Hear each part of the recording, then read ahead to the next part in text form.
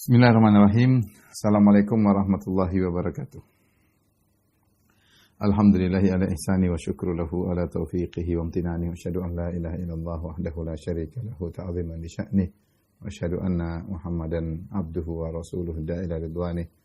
Allahumma shalli alaihi wa ala alihi wa ashabihi wa ikhwani. Para ikhwan akhwat, para jamaah Masjid Tarbiyah yang dirahmati Allah Subhanahu wa taala, kita masih meneruskan menapak tilas jejak perjalanan Nabi Shallallahu Alaihi Wasallam, perjalanan manusia yang paling dicintai oleh Allah Subhanahu Wa Taala, manusia yang dengan sebab dia Allah mengeluarkan manusia dari kegelapan menuju cahaya yang terang benderang, ya, dari neraka menuju kenikmatan surga yang abadi. Sosok yang harus kita cintai lebih daripada kedua orang tua kita, daripada anak-anak kita, bahkan daripada diri kita sendiri. Tentunya kalau kita mencintai Nabi SAW, kita ingin tahu tentang kabar-kabarnya, tentang bagaimana kisahnya, tentang perjalanannya, ya. Ingin tahu tentang perkataannya, wasiat-wasiatnya. Selalu hati rindu tertarik untuk mengetahui hal itu semua. Ya, itulah bukti cinta kepada Nabi SAW. Ingin mengetahui, ya, teladan yang dicontohkan olehnya dan berusaha untuk mengikutinya. Pada kesempatan lalu kita sudah membahas tentang perang Hunain dan juga perang Taif, ya. Kemudian setelah itu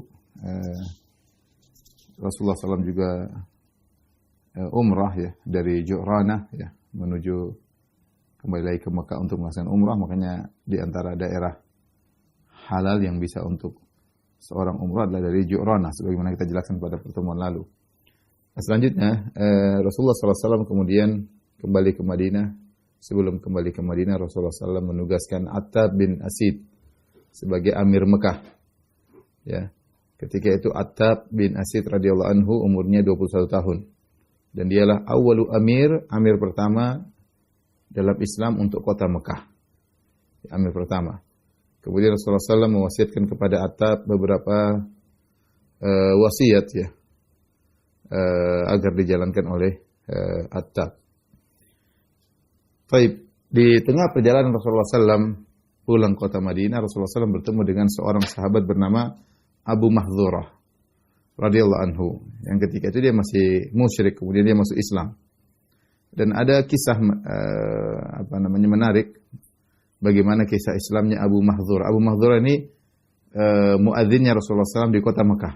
Kalau di Madinah ada Bilal, kemudian ada Ibnu Ummi Maktum. Kalau di Mekah tukang adzannya Nabi yang disuruh oleh Nabi adalah Abu Mahdzurah, ya. Abu Mahdzurah. Ini jarang dikenal. Yang sering dikenal adalah Bilal dan Ibnu Ummi Maktum, karena mereka adalah tukang azan, muadzinnya Nabi SAW di kota Madinah, dan hadis-hadis biasanya berputar tentang kisah Nabi di Madinah. Tapi ternyata Nabi punya muadzin di Mekah namanya Abu Mahdzurah. Imam Ahmad meriwayatkan dari Abu Mahdzurah dengan sanad yang hasan. Beliau berkata, "Kharajtu fi nafarin." Suatu hari aku keluar bersama sekelompok orang. Fakunna bi ba'dhi tariqi Hunain. Kami berada di sebagian jalan dekat Hunain. Faqafala Rasulullah SAW min Hunain. Ternyata Rasulullah SAW baru balik dari Hunain, itu menuju kota Madinah. Rasulullah SAW pulang dari Hunain menuju kota Madinah. Falaqina Rasulullah SAW fi ba'dhi tariq. Akhirnya kami ketemu dengan Nabi di sebagian jalan, ya, di persimpangan jalan atau di saling lewat gitu. Kami bertemu dengan Nabi SAW. Tiba-tiba kami bertemu di waktu salat. Fa'adzana muadzinu Rasulillah SAW bis salat inda Rasulillah. Maka ada muadzinnya Rasulullah SAW mengumandangkan azan di sisi Rasulullah SAW. Fasami'na saud wa nahnu mutanakibuna 'anit tariq. Dan kami mendengar suara tersebut dan kami lewat jalan lain dari jalan yang dilewati oleh Nabi SAW. Fasarakhna nahkihi. Kami pun ngikut-ngikut niru-niru tukang azan tersebut. Nastahzi'u bi, kami ngejek. Jadi dia bilang Allahu Akbar, Allahu Akbar, kami ikut. Allahu Akbar, Allahu Akbar, tapi ngejek, suara besar. Suara yang tinggi, melengking. Jadi mereka ngejek tukang azannya Nabi. Fasami Rasulullah SAW as-saut. Rasulullah SAW mendengar ejekan kami. karena niru-niru azannya muadzinnya Rasulullah SAW. Kemudian akhirnya Rasulullah SAW mengutus orang untuk membawa kami, hanya kami ketangkap dan kami dibawa di hadapan Rasulullah SAW.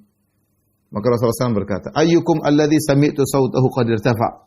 Siapa sih di antara kalian yang saya dengar suaranya tinggi?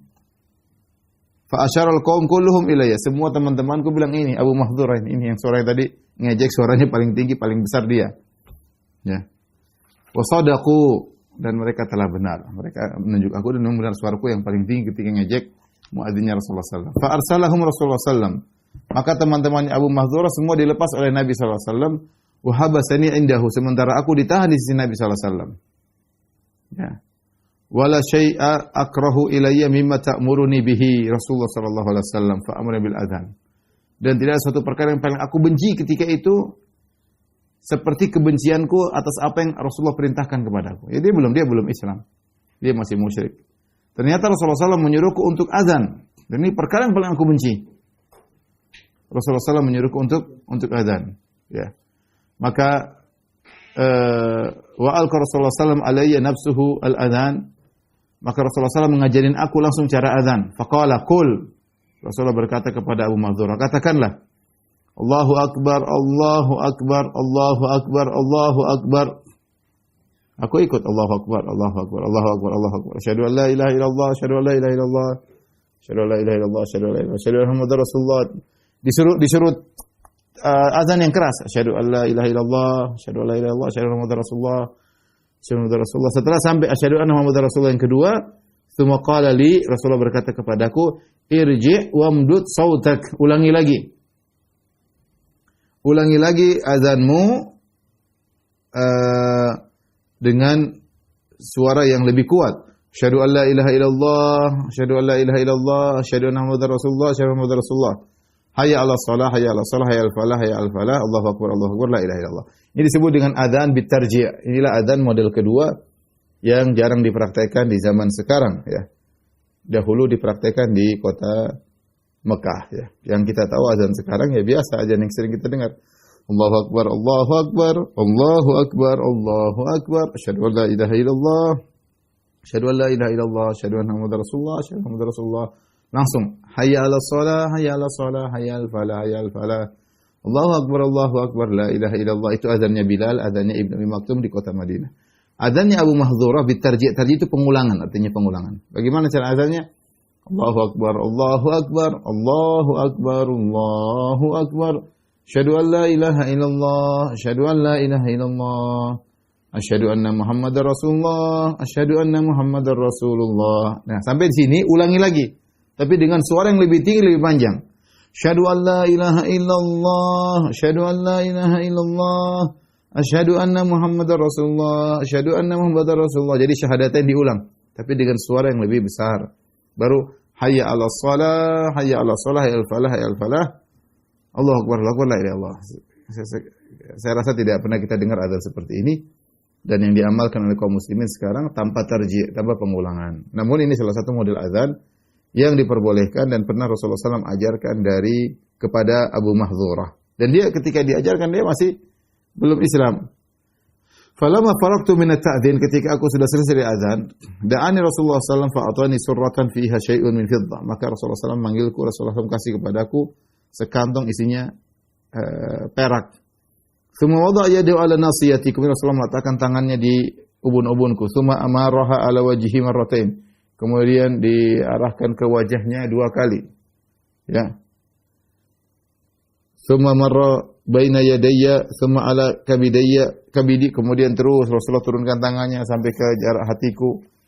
Tsumma balagat yadu Rasulullah sallallahu alaihi wasallam sampai di pusarku. Jadi dari 2 kali dari wajah, kemudian turunkan ke badannya, ke hatinya, terus sampai ke pusarku. Tsumma qala Rasulullah sallallahu alaihi wasallam bersabda, barakallahu fiik, semoga Allah memberkahimu. Ya. Maka aku berkata, ya Rasulullah, murni bitta'dzin bi Makkah.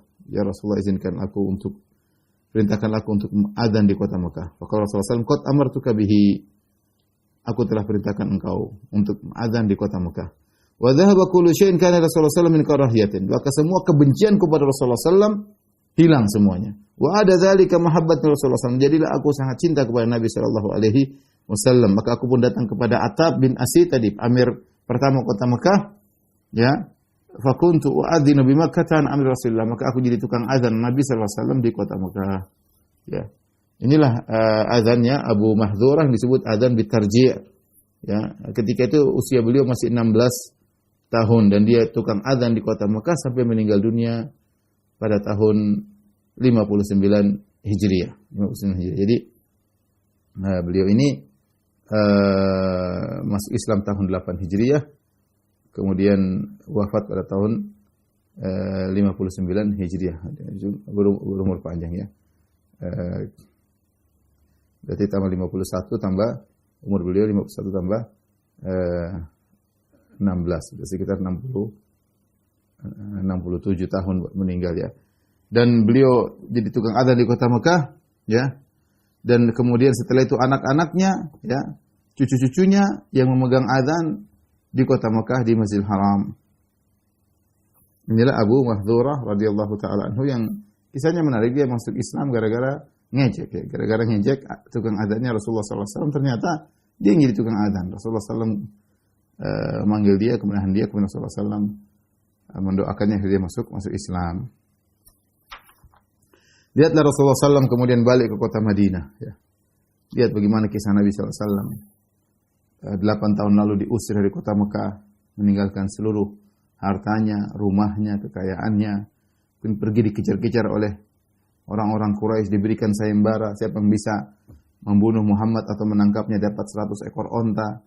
Ya. Dia harus terusir dari negerinya. Ya. Akhirnya harus pergi sampai di kota Madinah. Kemudian beberapa kali diserang, ingin dibunuh, mulai dari perang Badar, perang Uhud, perang Khandaq. Quraisy datang bertubi-tubi ingin membunuh Muhammad SAW. Diejek dengan ejekan-ejekan, dihina dengan hinaan-hinaan.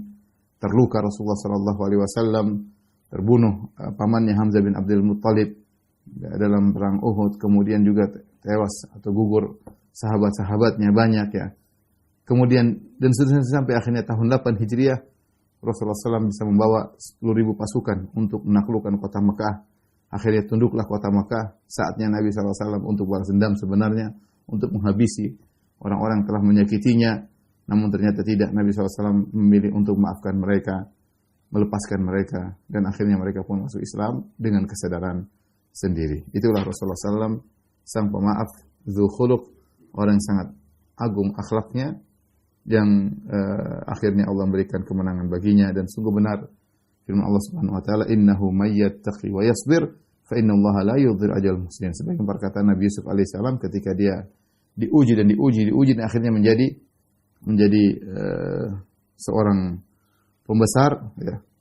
Dia mengatakan ketika dia berhasil, innahu may yattaqi, sungguhnya bangsa yang bertakwa, wa yasbir, dan bersabar, fa innallaha la yudhi'u ajral muslimin. Allah tidak akan menyia-nyiakan pahala orang-orang berbuat ihsan.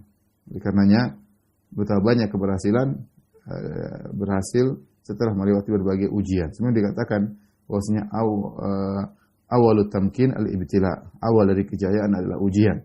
Awal dari kejayaan adalah ujian. Sebagaimana Nabi Yusuf alaihissalam diuji dengan ujian-ujian, akhirnya menjadi seorang pembesar. Demikian juga Nabi Muhammad SAW diuji dengan ujian-ujian yang berat sampai akhirnya menaklukkan kembali kota Mekah.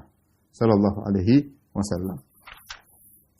Baik, kembalilah Nabi SAW dari kota Mekah setelah perang Fatu Makkah, kemudian perang Hunain, kemudian perang Taif, kemudian balik ke kota Madinah.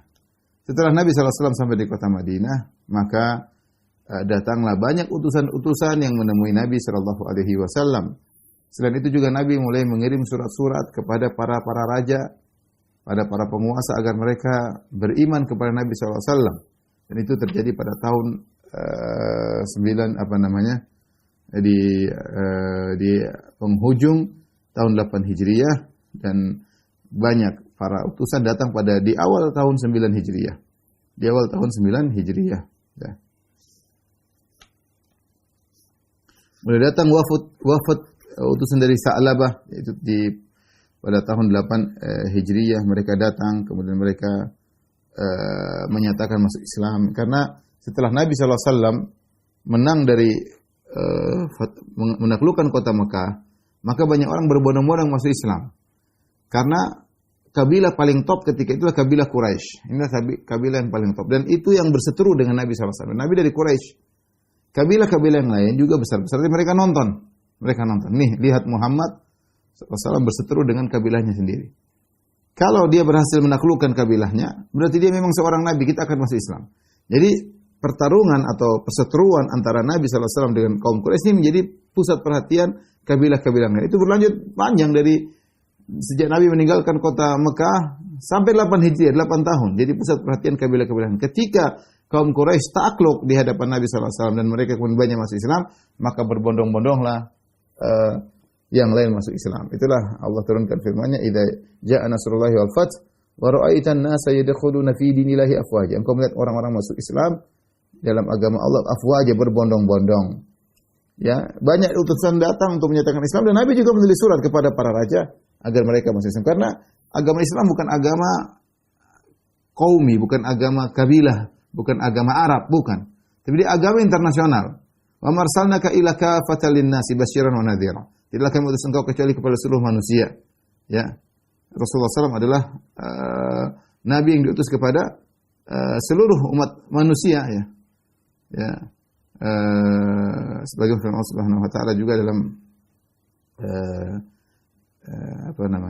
bahwasanya Allah Subhanahu wa taala menurunkan lil alamin nadhira, ya, Allah turunkan Nabi Muhammad SAW Al-Quran sebagai pemberi peringatan kepada seluruh alam. Tabarakalladzi nazzal furqana ala 'abdihi liyakuna lil alamin nadhira.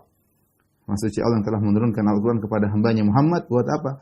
Liyakuna lil alamin nadhira, agar Muhammad menjadi pemberi peringatan kepada seluruh alam semesta. Ya.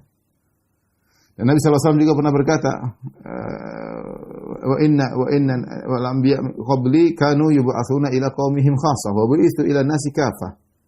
Nabi-nabi sebelumku diutus kepada kaumnya secara khusus, adapun aku diutus kepada seluruh manusia. Nabi SAW nabi untuk seluruh umat manusia. Dan itu adalah konsekuensi dari Nabi sebagai Nabi terakhir. Dia sebagai Nabi terakhir berarti harus untuk seluruhnya. Ya. Kalau dia tidak untuk seluruhnya berarti harus ada Nabi yang lain, Nabi yang lain lagi, Nabi yang lain. Karena dia konsekuensinya adalah khataman nabiyyin wa khataman nabiyyin, penutup para nabi, berarti dia harus diutus untuk seluruh umat manusia. Bahkan bukan cuma manusia, tsaqalain, kepada seluruh manusia dan jin. Makanya Nabi SAW ya menulis surat kepada para raja. Di antaranya Rasulullah SAW kirim surat kepada Raja Oman. Raja Oman. Oman tahu negara Oman, kalau sekarang kita bilang negara Oman. Ya, kalau di peta itu sebelah Yaman, masih sebelah kanan lagi ke Oman, ya. Nabi kirim surat kepada raja mereka, ya. Dan Nabi mengutus Amr bin As radhiyallahu ta'ala anhu, dan penguasa kota Oman, itu namanya adalah Jaifar dan Abad, namanya Jaifar dan Abad, ya. Di antara isi surat Nabi SAW, Bismillahirrahmanirrahim, Muhammadin bin Abdullah ila Jaifar. Bismillahirrahmanirrahim, dari Muhammad bin Abdullah kepada Jaifar wa Abad ibnai Julandi, kedua putra Julandi. Salamun ala man ittaba'al huda, keselamatan bagi orang yang ikut hidayah. Amma ba'du, kemudian daripada itu, fa ini ad'ukum bidi'atil Islam, aslima taslama. Aku menyuruh kalian dengan seruan Islam. Masuk Islamlah kalian berdua, kalian akan niscaya akan selamat. Fa inni Rasulullah ila nasi kafatan. Sungguhnya aku diutus oleh Allah kepada seluruh manusia. Li'undhira man kana hayyan wa yahiqul qawlal kafirin. Dan aku memperingatkan kepada orang yang hidup, ya, dan azab akan diberikan kepada orang kafir, ya. Fa innakuma in aqrartuma bil Islam wallaitukuma. Kalau kalian berdua masuk Islam, aku akan menjadikan kalian berdua sebagai pemimpin di Oman. Wa in abaituma an tuqirra bil Islam fa inna mulkakuma za'ilun ankuma. Kalau kalian enggan masuk Islam, maka kerajaan kalian akan sirna dari kalian berdua, ya. Ya. Wa khayli tahullu bi sahatikuma, dan kuda-kuda perangku akan datang di areal kalian. Wa tadhharu nubuwwati ala mulkikuma, dan kenabianku akan mengungguli kerajaan kalian berdua. Jadi Rasulullah SAW suruh mereka masuk Islam, ya, di antaranya dengan mengutus Amr bin As radhiyallahu taala anhu. Dan akhirnya mereka pun masuk Islam. Mereka masuk Islam dan mereka pun membayar zakat, ya, membayar zakat. Dan Amr bin As diutus oleh Nabi sebagai penarik zakat dari Oman, dari negeri Oman, ya. Maka Amr bin As mengambil zakat dari orang kaya di antara mereka dan dikembalikan kepada orang miskin di kalangan mereka, dan senantiasa Amr bin As menjadi penarik zakat di Oman sampai Rasulullah SAW meninggal dunia. Ini ahli Oman sekarang orang Islam ya. Disebutkan keutamaan orang-orang Oman adalah orang-orang yang baik ya. Dalam Sahih Muslim dari Abu Barzah qala ba'atha Rasulullah SAW rajulan ila hayyin min ahya'il Arab. Satu hari Rasulullah SAW mengutus seorang untuk berdakwah atau ada keperluan di salah satu kampung di kampung-kampung Arab. Fasabbuhu wa darabu, ternyata mereka mencaci maki utusan Rasulullah SAW dan mereka memukuli utusan Rasulullah SAW ini. Faja'ila Rasulullah SAW akhbar, maka setelah dia dipukulin, dimaki-maki, dia datang kepada Nabi SAW, dia laporkan, Rasulullah saya dipukulin, saya dimaki-maki. Maka Rasulullah SAW berkata, "Lau anna ahla Oman ataita," seandainya orang yang kau datangi bukan mereka, tapi yang kau datangi adalah penduduk negeri Oman, masabbuku wala darabuk, mereka tidak akan mencacimu dan mereka tidak akan mukulmu. Artinya orang Oman itu orang baik-baik ya, orang baik-baik. Dikirimi Nabi surat, dikirim kepada mereka, Amr bin As, mereka akhirnya masuk Islam. Seandainya yang aku utus engkau bukan kepada mereka, tapi kepada penduduk Oman, mereka tidak akan mencaci makimu dan mereka tidak akan mukulmu. Dan subhanallah, orang Oman memang orang yang ramah ya. Saya juga punya teman dulu sekelas waktu S2 ya, dia dari Oman ya, Ahlus Sunnah, dan demikian akhlak orang Oman, baik ya, ramah ya. Bisa tanyakan kepada kawan-kawan yang kerja di Oman ya. Kalau saya boleh bilang ya, Jogjanya Arab ya, Jogjanya Arab orang Oman. Saya kalau pakai bahasa saya, Jogja orang Arab itu orang Oman, ramah-ramah ya, ramah-ramah. Tentu yang lain juga mungkin ramah, cuma saya tertarik dengan mereka ya. Mereka punya keramahan yang luar biasa ya. Taib. Kemudian juga Rasulullah SAW mengirim surat kepada Al-Mundhir bin Sawa, Raja Bahrain. Nama Rasulullah SAW kirim surat kepada mereka, mengajak mereka untuk masuk Islam, dan akhirnya masuk Islam. Kirim surat dengan surat yang sama, menasihatinya untuk masuk Islam, dan akhirnya dia masuk Islam. Dan Rasulullah mengirim surat melalui Al-Ala bin Al-Hadrami ya, kepada Al-Mundhir bin Sawa Al-Abdi, Raja Bahrain, dan akhirnya dia masuk Islam, dan akhirnya Al-Ala bin Al-Hadrami menjadi petugas Rasulullah SAW di Bahrain untuk mengambil zakat, dibagi-bagikan kepada yang miskin ya, atas perintah Nabi Shallallahu Alaihi Wasallam. Kemudian di antara kejadian-kejadian yang akan terjadi sebelum perang Tabuk ya, ini kita bahas antara perang Taif sampai dengan perang Tabuk. Apa yang terjadi? Di antara kejadian lagi yang ada adalah Rasulullah SAW menikah dengan seorang wanita Al-Jauniyah, dan Rasulullah SAW pun cerai darinya, ya, menceraikannya. Di bulan Dzulqa'dah tahun 8 Hijriah, ya, di bulan Dzulqa'dah pada tahun 8 Hijriah, Rasulullah SAW menikah dengan seorang wanita bernama Umaymah bintan Nu'man bin Surahil Al-Jauniyah. Seorang wanita namanya Umaymah bintun Nu'man bin Surahil Al-Jauniyah. Ya. Rasulullah SAW menikah dengan dia, ya, dan disebutkan dia dari Kindi, yaitu Al-Kindiyah, ya. Kemudian Rasulullah SAW ya, menikah dengannya, tapi akhirnya dia minta perlindungan dari Nabi, artinya dia tidak mau dekat dengan Nabi Shallallahu Alaihi Wasallam. Ya, di sini dalam hadis dari Aisyah radhiyallahu anha, anna ibnatal Jaun, itu di Umaymah, tatkala dimasukkan dipertemukan Rasulullah SAW, ya, karena sudah menikah, wadana minha, Rasulullah mendekatinya, tiba-tiba wanita ini berkata, "A'udzubillahi minka," aku berlindung kepada Allah dari engkau, dari Nabi. Dia bilang begitu, "A'udzubillahi minka." Jadi dia tidak mau dekat dengan Nabi SAW. Faqala laha, maka Rasulullah SAW berkata, "Laqad uzzi bi 'azimin ilhaqi bi ahlik." Sungguh kau telah berlindung kepada azim, yaitu kepada yang agung, yaitu Allah Subhanahu wa taala, berlindung dariku, ya sudah. Ilhaqi bi ahlik, pulang ke rumah orang tuamu. Rasulullah SAW tidak memaksa. Sudah nikah, dia tidak mau, dia bahkan dia mengatakan, "A'udzubillahi minka," aku berlindung kepada Allah dari engkau. Seakan-akan Rasulullah ini pengganggu. Ya, dia bilang, "A'udzubillahi minka." Maka Rasulullah SAW mengatakan, silakan balik ke rumahmu. Disebutkan dalam riwayat yang lain,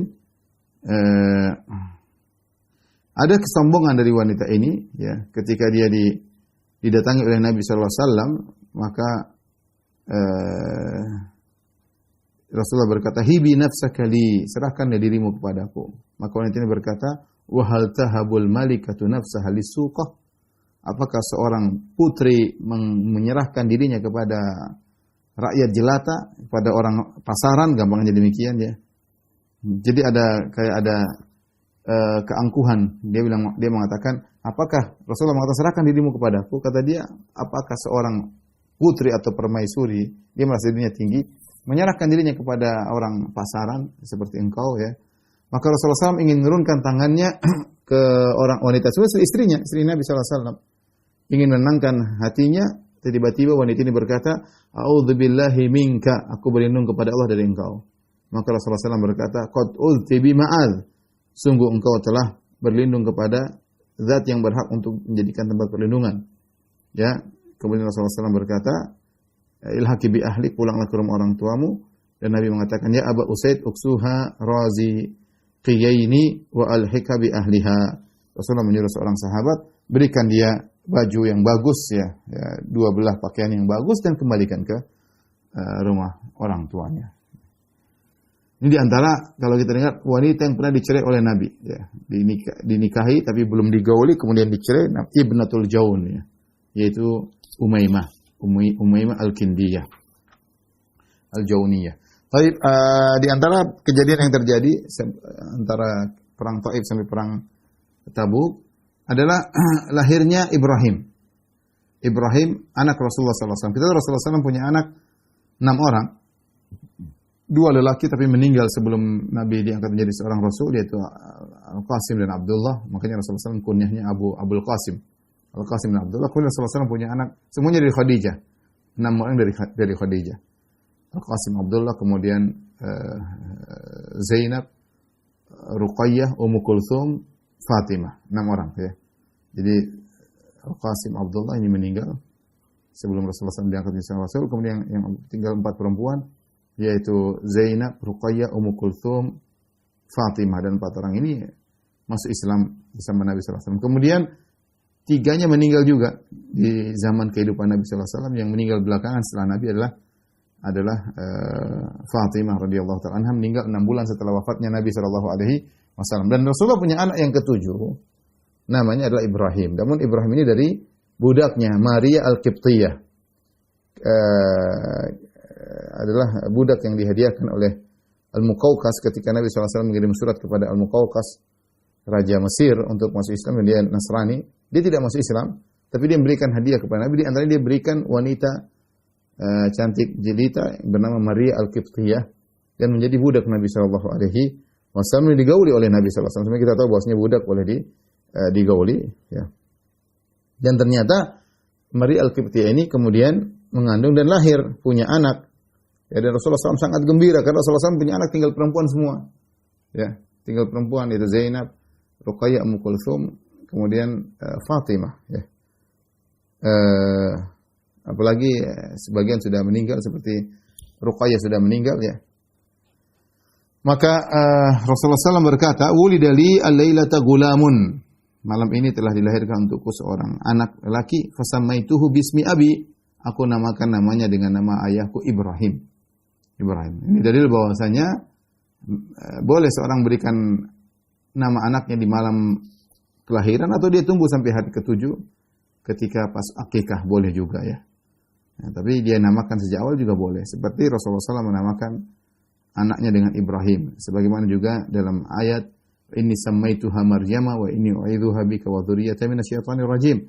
Ketika neneknya Nabi Isa punya putri, dia namakan langsung dengan Maryam di hari kelahirannya.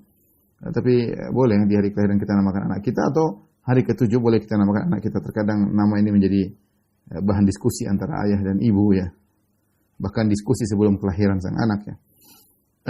Ketika Ibrahim lahir, ternyata budak Nabi Maria Al-Qibtiyah ini susunya sedikit, tidak banyak. Maka banyak ibu-ibu yang semangat untuk menyusui putra Nabi Shallallahu Alaihi Wasallam, yaitu Ibrahim.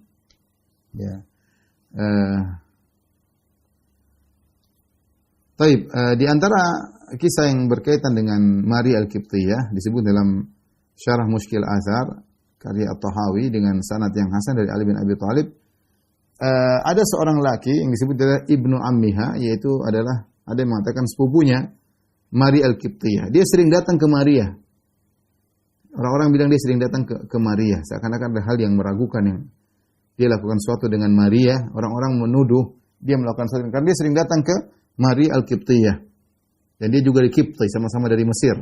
Qibti suku Mesir, sukunya Fir'aun suku Qibti. Fir'aun itu sukunya Akbab. Maria dari sukunya Fir'aun.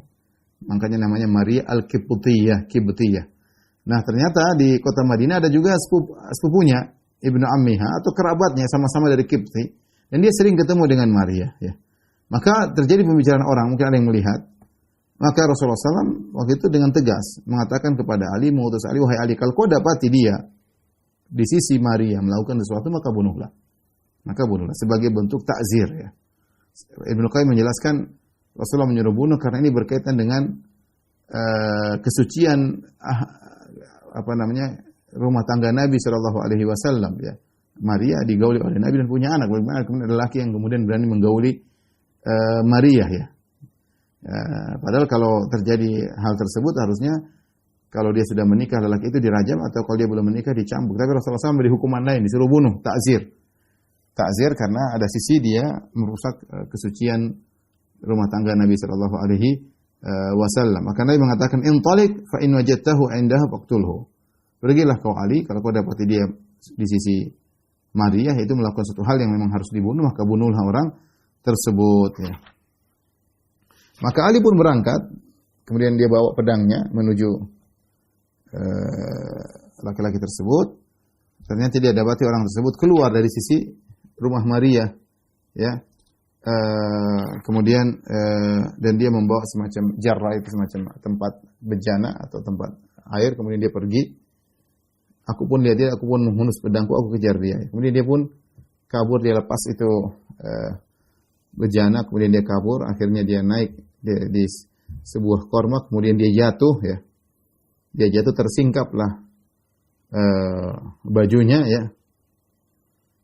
Ternyata lelaki ini tidak memiliki kemaluan, dia majbub. Majbub itu kemaluan tidak ada sama sekali, ya. Dia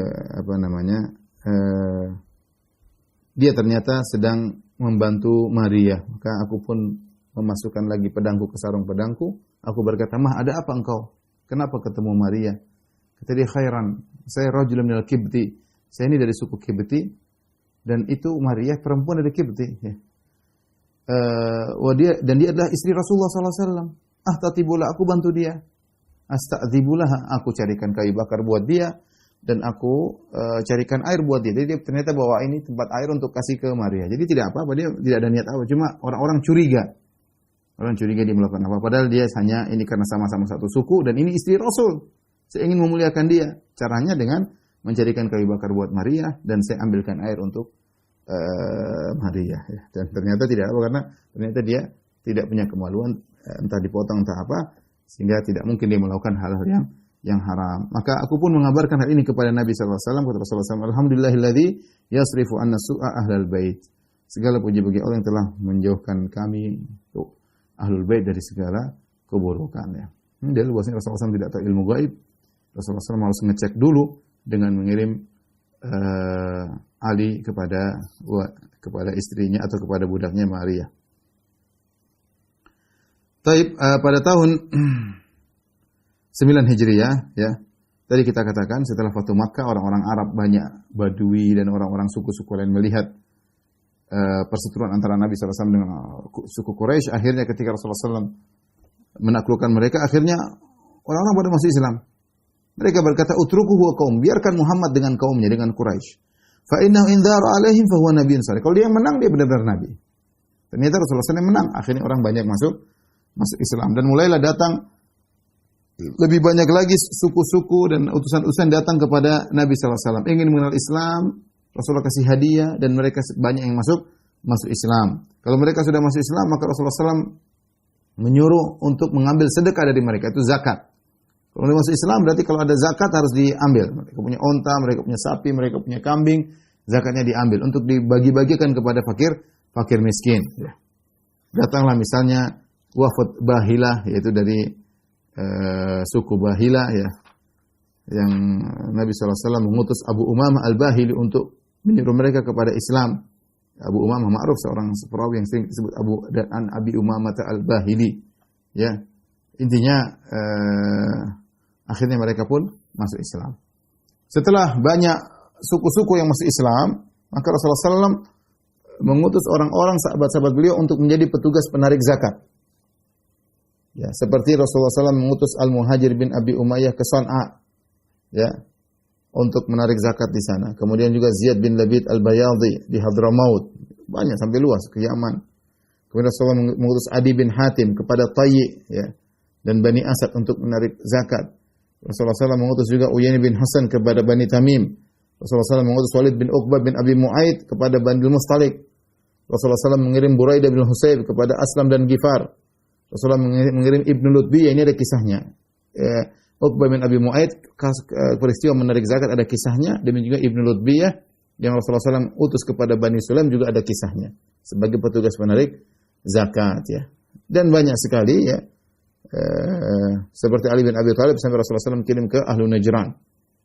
Ikrimah bin Abi Jahl Rasulullah SAW kirim ke Ahlu Hawazin. Busar bin Sufyan kirim ke Bani Ka'ab.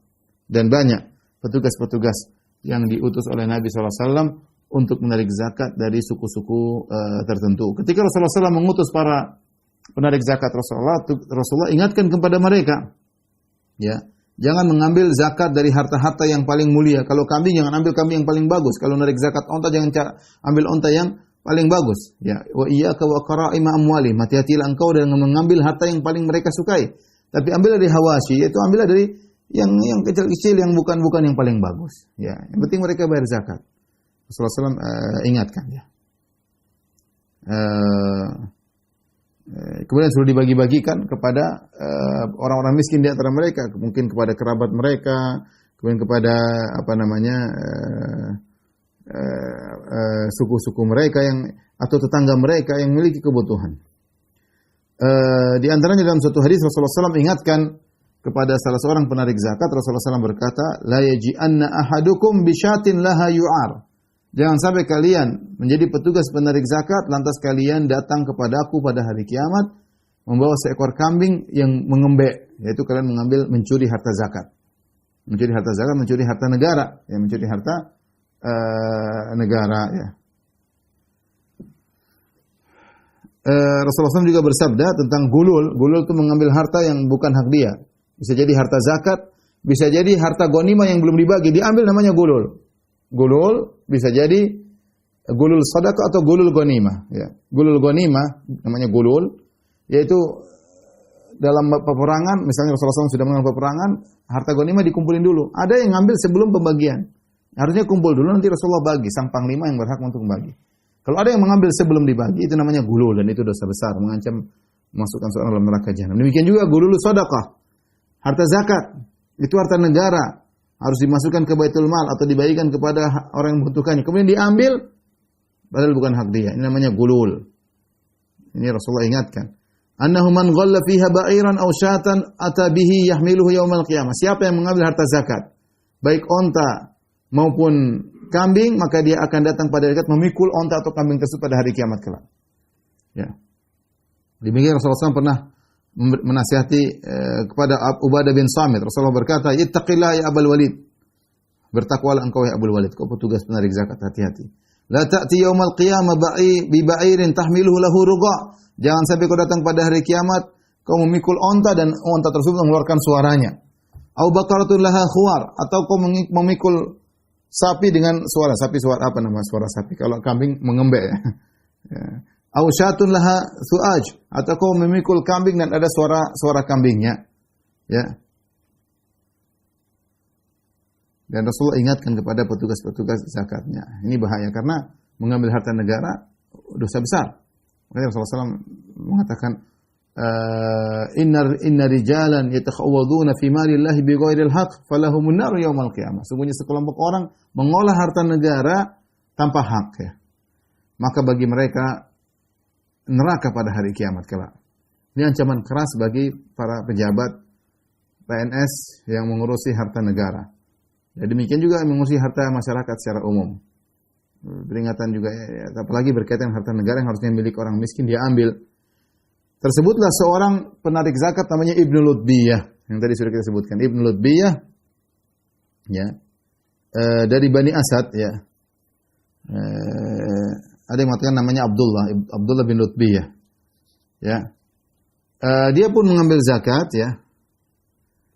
Kemudian setelah itu dia datang membawa zakat.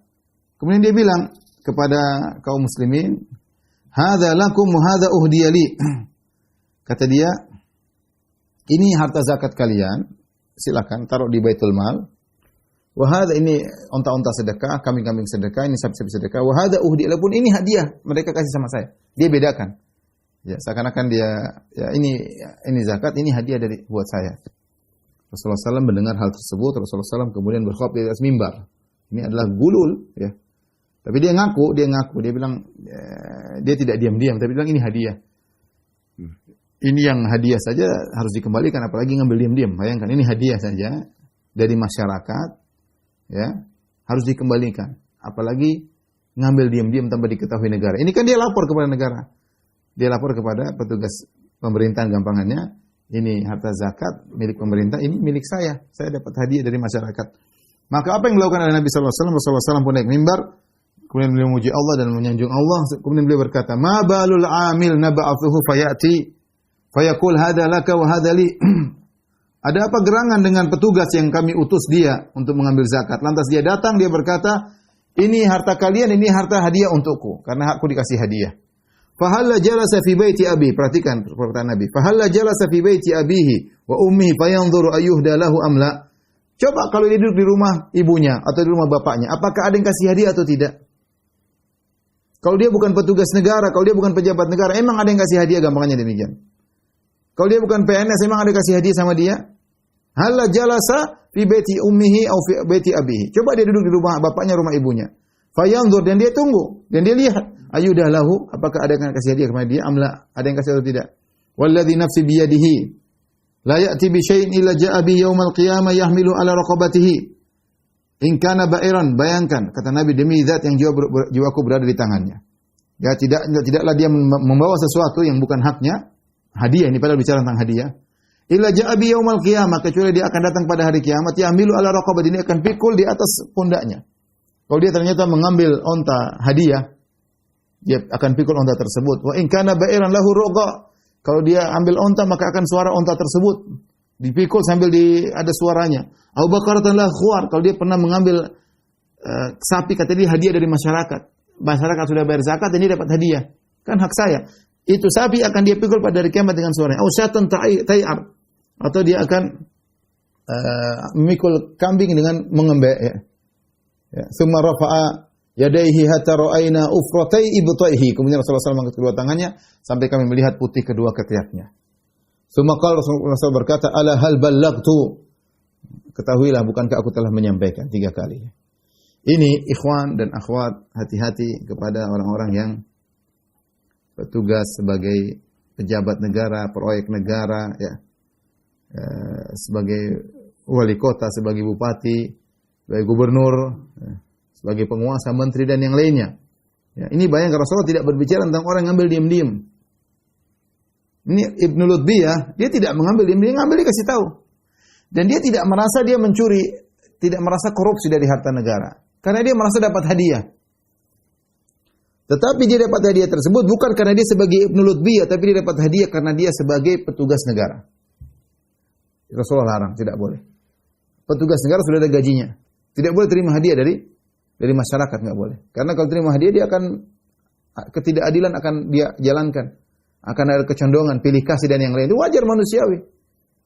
Kita ini manusia, ada yang kasih pemberian, kita akan mendahulukan proses urusannya, ya, izin-izinnya. Kenapa kita kasih hadiah? Hadiah sebenarnya hukumnya haram. Kalau siapa yang dapat hadiah tersebut, dia tidak boleh terima. Kalau dia mau terima, harus kembalikan kepada. Kalau dia terpaksa terima atau akhirnya dikirim ke rumahnya tanpa dia sadari, tiba-tiba dikirim mobil, tiba-tiba dikirim macam-macam, harus kembalikan ke negara. Itu bukan milik dia. Dan kesal sama orang itu, saya tidak mau terima. Kalau dia bilang sudah, dikembalikan ke negara, ya. Sehingga ketika dia menghadapi masyarakat, dia adil tanpa pandang bulu, tanpa pilih kasih. Ya. Ini bahaya. Ini saja yang ngaku dan merasa tidak menzalimi siapapun. Ya cuma mungkin dia baik ketika ngurusin zakat, dikasih hadiah. Ya. Rasulullah bilang nggak bisa, ini kau akan pikul hari kiamat. Bagaimana yang korupsi, bagaimana yang kasih syarat. Ya. Pungli dan macam-macam. Waliyadzubillah. Pungli kecil-kecilan, ada pungli besar-besaran. Ya. Makan harta negara, harta rakyat yang setengah mati. Bayar pajak lah, apalah, kerjalah, kemudian digunakan tanpa takwa kepada Allah Subhanahu wa taala. Terus ya mungkin kaya, mungkin apa ya. Maka saya berharap kepada para pejabat untuk bertakwa kepada Allah Subhanahu wa taala, para PNS, para petugas negara, hati-hati ya. Kalau menerima hadis tidak boleh, apalagi ngambil harta negara diam-diam. Ya. Waliyadzubillah. Menyedihkan sekarang sebagian orang korupsi itu tidak punya malu-malu karena terlalu banyak yang korupsi. Korupsi nggak malu-malu. Ya. Baik, mungkin demikian saja. Ikhwan akhwat yang rahmatillah subhanahu wa ta'ala. Insyaallah kita lanjutkan pada pertemuan berikutnya.